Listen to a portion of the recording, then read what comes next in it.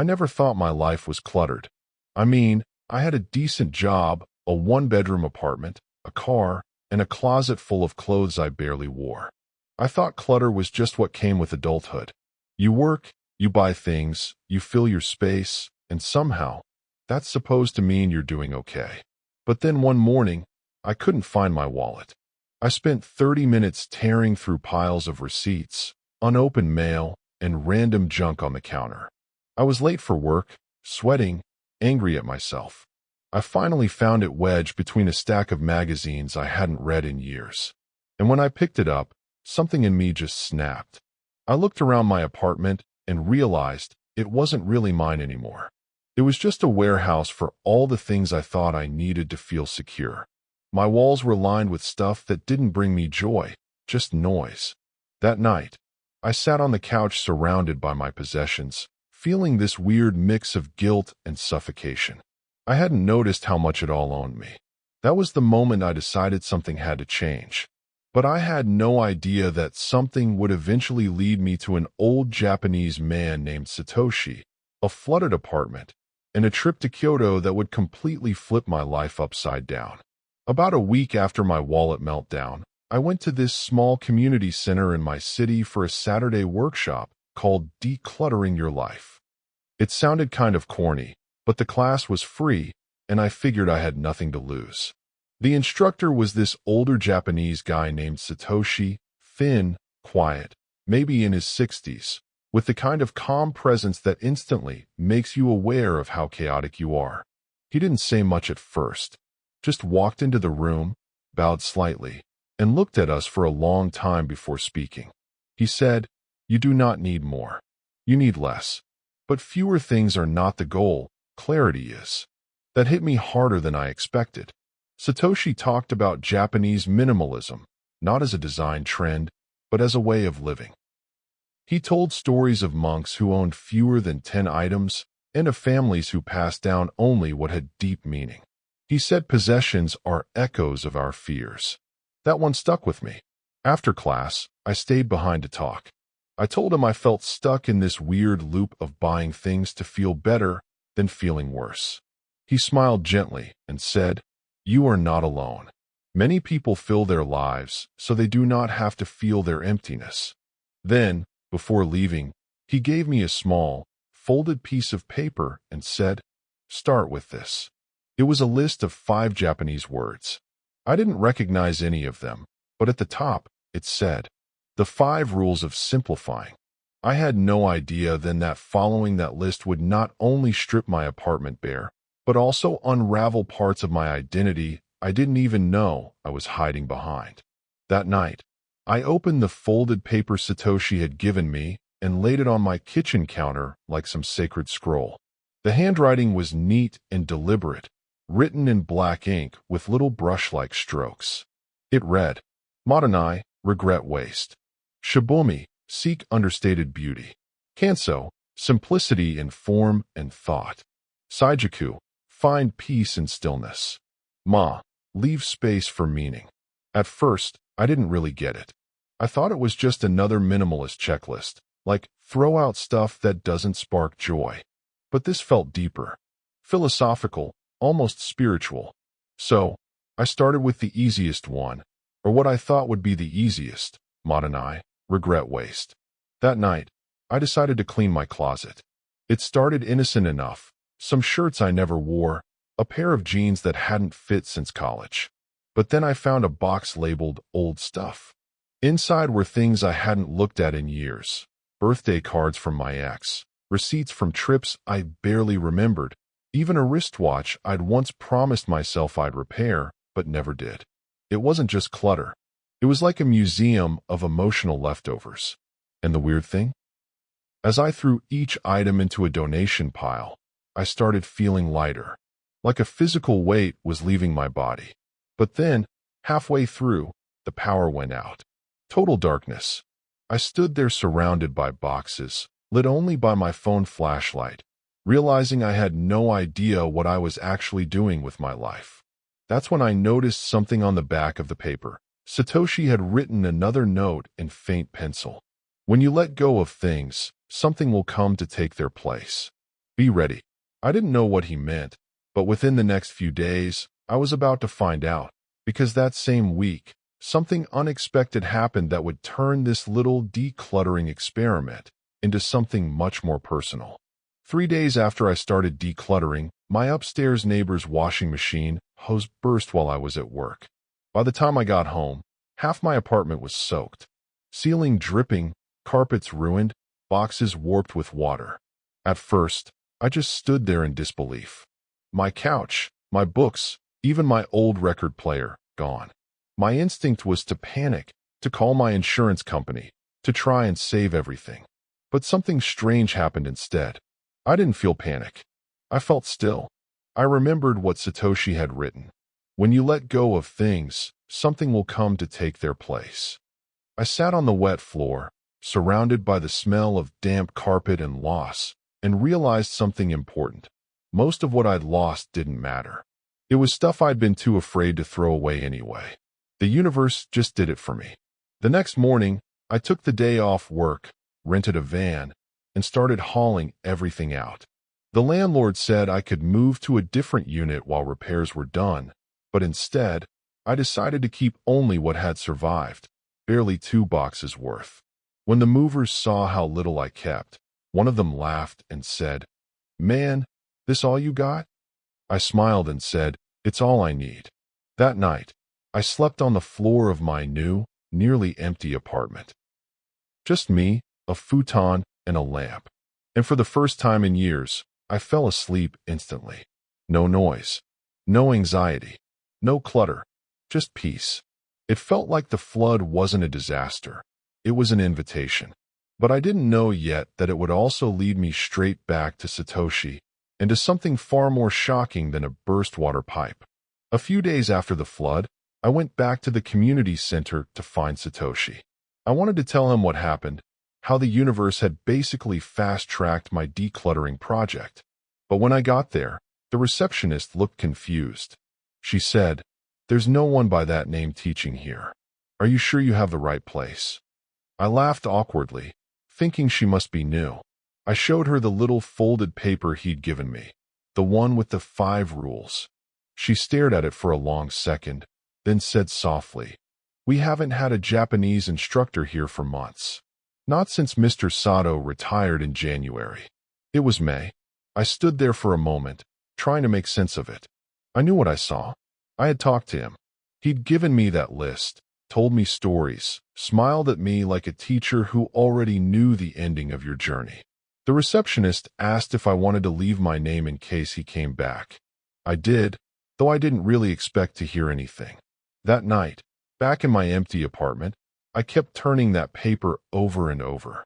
There was something comforting about it, but also eerie, like I'd met someone who wasn't supposed to exist anymore. Still, I decided to keep following the list.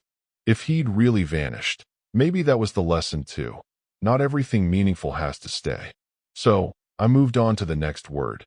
Shibomi, seek understated beauty. And that's when I started realizing minimalism wasn't about subtraction.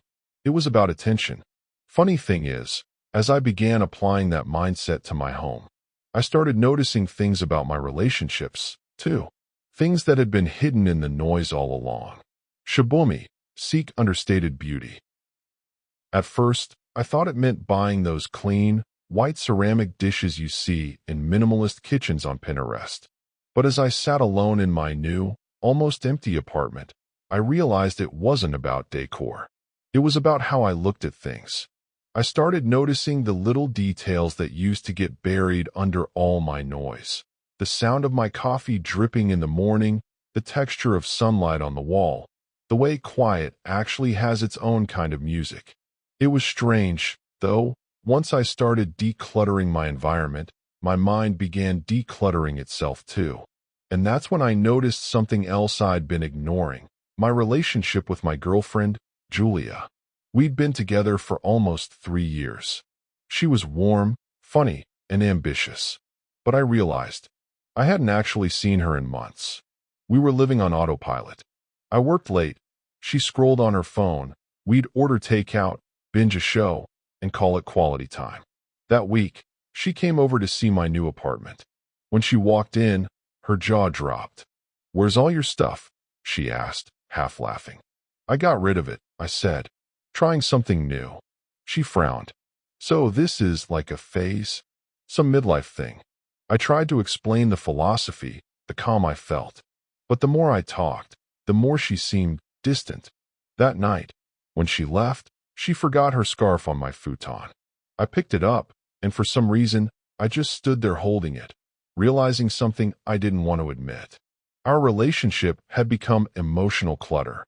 And deep down, I think she knew it too. Because 2 days later, I'd find something that would confirm that truth in a way I never saw coming. 2 days later, I went to Julia's place to return her scarf. She wasn't home, but she'd texted me. "Just leave it on the desk. I'll be back soon." Her apartment was the opposite of mine, crowded with clothes, decorations, candles, plants. Beautiful but heavy. Every shelf was packed. Every surface had something on it. I set her scarf down and was about to leave when I noticed her laptop open on the dining table.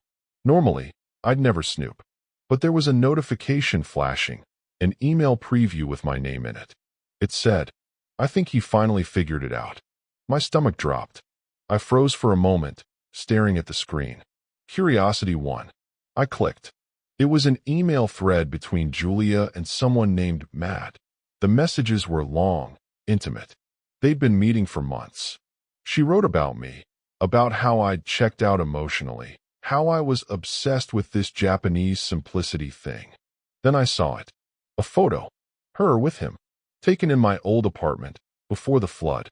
I just stood there in silence. My throat went dry. I wasn't angry. Not yet. Just numb. It was like watching a movie I didn't remember auditioning for. When she finally came home and saw me standing there, she froze too. Then she said, quietly, "You weren't supposed to see that." For a second, neither of us moved. Then she said something that hit harder than the betrayal itself. "You seem happier now without all your stuff. Maybe this is part of that too." It was a cruel, philosophical twist, and part of me almost laughed. I left without saying a word. I walked for hours, thinking about everything I'd thrown away and how I somehow missed the one thing I should have let go of sooner. That night, I sat in my empty apartment, staring at the note from Satoshi again. And for the first time, I realized what he'd really meant. The next morning, I woke up with this strange calm. No anger, no crying, just clarity.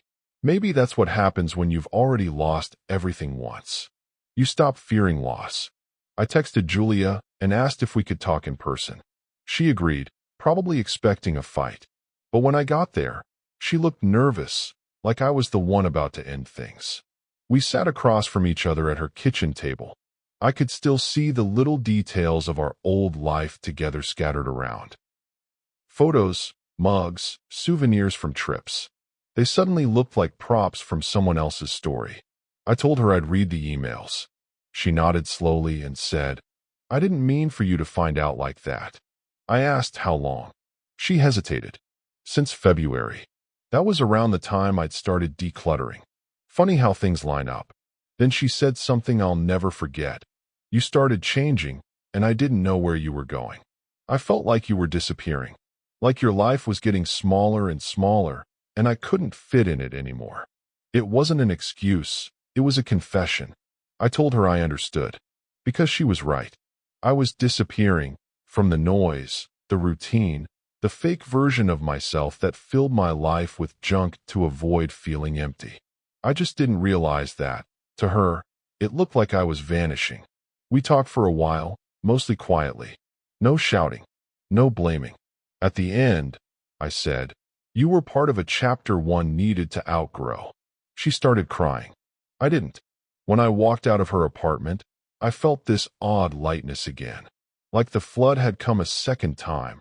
This one emotional, and washed away what was left of my old life.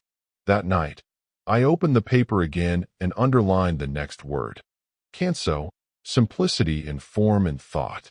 I didn't know it yet, but that principle would change how I worked, how I lived, and even where I'd end up traveling next. After the breakup, I took some time off work. My boss wasn't thrilled, but I told him straight. I need to reset. He gave me a week. I took 3. I didn't really have a plan, just this pull to go somewhere quiet, somewhere that matched the emptiness I'd built inside and out. That's when I remembered where all of this started. Satoshi, his quiet words, and that strange sense of peace. So I did something impulsive. I booked a flight to Japan. No itinerary, no hotel reservations, just a one-way ticket to Tokyo and that folded piece of paper still tucked in my wallet. The first few days were surreal. Tokyo was anything but minimalist. Neon lights, noise, movement everywhere. But amid that chaos, there was still a strange order. People moved with purpose. Even the tiny apartments I saw through open doors had a sense of calm in their simplicity. I wandered, ate from vending machines, stayed in a capsule hotel. Each day, I carried less. One backpack, my passport, a notebook. That was it. Then, on the 5th day, something unexpected happened. I was walking through a narrow street in Kyoto, visiting an old temple, when I saw him. Satoshi, sitting on a bench, feeding pigeons, wearing the same gray jacket he had in that community center. I froze. My heart started pounding. I walked closer and said, "Satoshi?" He turned, smiled faintly, and said, "Ah, you came." No surprise in his eyes, like he'd been waiting for me. We sat together in silence for a while before he said, "Now that you have lost what you thought was everything, are you ready to see what remains?" That one question would shape everything that came next. We sat under a tree just outside the temple, the air thick with incense and the hum of cicadas. I couldn't believe it was really him, Satoshi, the man who'd somehow vanished from the community center months ago, now sitting calmly beside me halfway across the world. I asked him how he ended up there, and he just smiled and said, "I never left." At first, I thought he meant it figuratively, like some philosophical riddle, but the more time I spent with him, the more I realized that's how he lived. Entirely present. Wherever he was completely there. He invited me to stay in a small guest house near the temple. I agreed, not knowing it was run by monks.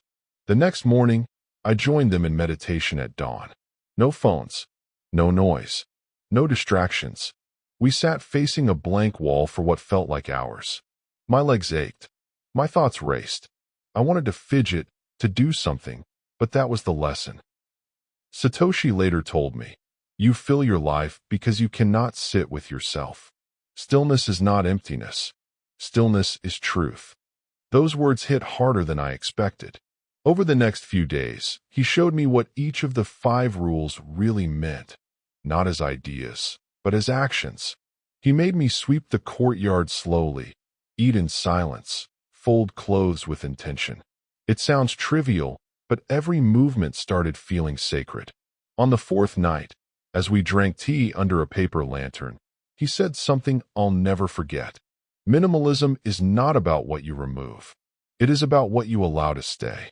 And that's when I realized I hadn't been simplifying my life. I'd just been erasing it. I'd stripped away everything, work, love, comfort, without understanding what truly mattered. But soon, I'd get the chance to test what I'd learned in a way I didn't expect.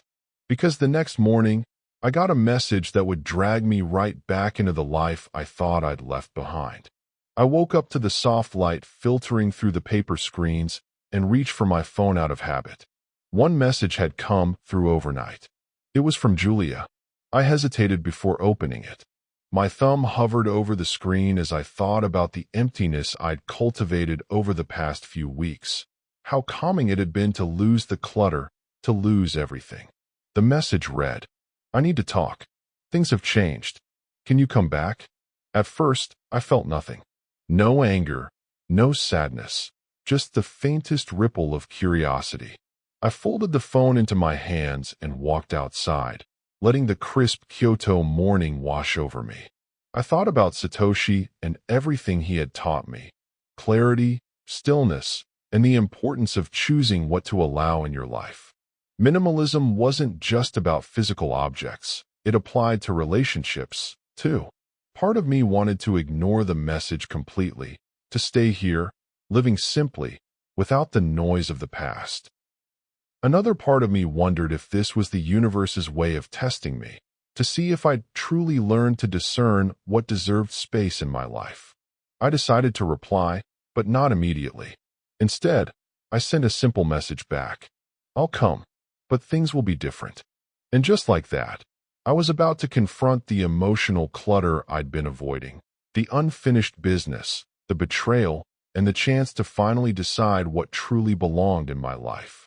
Little did I know, the next encounter would be more revealing than any minimalist principle I had learned so far. A few days later, I found myself back in my city, standing outside Julia's apartment building. My apartment was still empty, still stripped down to the essentials, but now I carried something heavier, an awareness of what I didn't want to let back in. Julia opened the door, and for a moment, we just stood there. She looked the same, warm eyes, slightly disheveled hair, but the distance between us was tangible. I wasn't expecting you, she said softly. I needed to see you, I replied. We sat in her living room. I noticed the clutter immediately, stacked magazines, half-empty mugs, old takeout boxes. I could feel my old self's anxiety rising, but I kept it in check. She started talking, explaining, apologizing. She said she'd realized how much she'd taken for granted, how she'd been caught in her own routines and insecurities. I listened, but I didn't interrupt. After a long pause, I said, I've been learning something. Minimalism isn't just about throwing things away. It's about choosing what to keep. And right now, I need to decide if I want to keep us. Her eyes widened, and I took a deep breath. I don't know yet. I need space. I've already lost so much. Julia, things I thought mattered. I need to see if you belong in the space I've created for myself. It wasn't what she wanted to hear, but she nodded. Quietly, respectfully. For the first time, I realized that simplifying my life wasn't just a physical act. It was emotional. I had to sift through every attachment, every expectation, every memory, and decide what truly deserved room in my life. That night, I left her apartment feeling strangely liberated. For the first time in years, I wasn't carrying emotional baggage. Not completely. And the next morning, I sat in my bare apartment, thinking about Satoshi's words. Minimalism is not about what you remove. It is about what you allow to stay. Back in my empty apartment, I spent hours thinking about the people, habits, and routines that had cluttered my life. Not physical clutter this time, emotional clutter. Old grudges, unspoken expectations, routines that didn't serve me, relationships that drained rather than nourished. I started making lists. One for things to let go, one for things to allow to stay. Things to let go. Constant fear of judgment, toxic friends I kept out of obligation, the pressure to always appear successful, the guilt over Julia. Things to allow to stay. Quiet mornings with coffee, walks without a destination, my notebook for writing, honesty with myself, my closest friends, and the lessons I'd learned from Satoshi. And when it came to Julia, I realized the decision wasn't just about her. It was about whether I was ready to let someone into my life who could truly fit into the space I had created. And I wasn't ready, not yet. That night, I packed her scarf away in a small box, not as a burden, but as a memory I could store without letting it weigh me down. For the first time, I felt that minimalist principle fully in my bones. Clarity doesn't come from losing things. It comes from consciously choosing what stays. The next day, I walked through my neighborhood, feeling lighter than I had in years. People rushed past me. Cars honked. Life went on. But inside, I had stillness.